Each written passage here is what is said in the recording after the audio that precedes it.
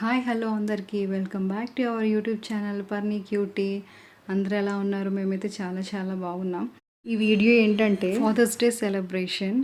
Already తమ్నైల్లో చూసే ఉంటారు, but video అయితే చాలా లేట్గా పోస్ట్ చేస్తున్నాము, కుదరలేదు ఎడిట్ చేయటానికి. సో అందుకని ఇది నేను ఇంకా చెల్లి మా పిల్లలతో చేయించామన్నమాట. జస్ట్ సింపుల్గానే చేయించాము. ఇక్కడ మీరు చూస్తున్న వీడియోలో జస్ట్ బెలూన్లో కొన్ని ఫ్లవర్స్ వేసాము. అంటే యాజ్ ఎ గ్రేట్ ఫాదర్స్ కదా వాళ్ళు, ప్రతి కిడ్కి ఫాదర్స్ అనేది గ్రేటే. ఇవి పిల్లలు క్లోజ్ చేయాలి, బట్ వాళ్ళు చేయలేరు కదా, సో అందుకని వాళ్ళ బదులు మేము చేసామన్నమాట. బట్ చాలా హ్యాపీగా ఫీల్ అయ్యారు పిల్లలు. ఫస్ట్ ఆఫ్ ఆల్ పిల్లల హ్యాపీనెస్ మాకు బాగా అనిపించింది.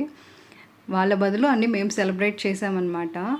అండ్ ఈ వీడియోలో కొన్ని గిఫ్ట్స్ అయితే ఇస్తారు కదా పిల్లలు. మా పాప ఒక గిఫ్ట్ ప్రిపేర్ చేసింది వాళ్ళ డాడీ కోసం. ఒక గ్రీటింగ్ చేసింది.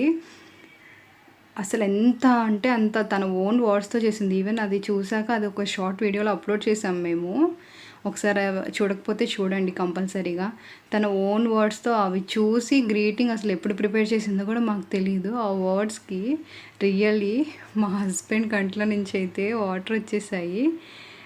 అంత చిన్న ఏజ్లో ఆ పాప అలా రాయటము చాలా గ్రేట్. ఇక్కడ కేక్ కట్ చేసేటప్పుడు ఇద్దరు అన్న తమ్ముళ్ళు మాట్లాడుకుంటున్నారు. బ్రో మీరు సర్ప్రైజ్ అయ్యారా? నేనైతే చాలా సర్ప్రైజ్ అయ్యానని చెప్పి మా మీద జోక్స్ వేస్తున్నారు.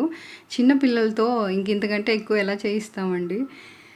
ఇంక ఇది అయిపోయాక సెలబ్రేషన్స్ నైట్ డిన్నర్కి బయటికి వెళ్ళాము.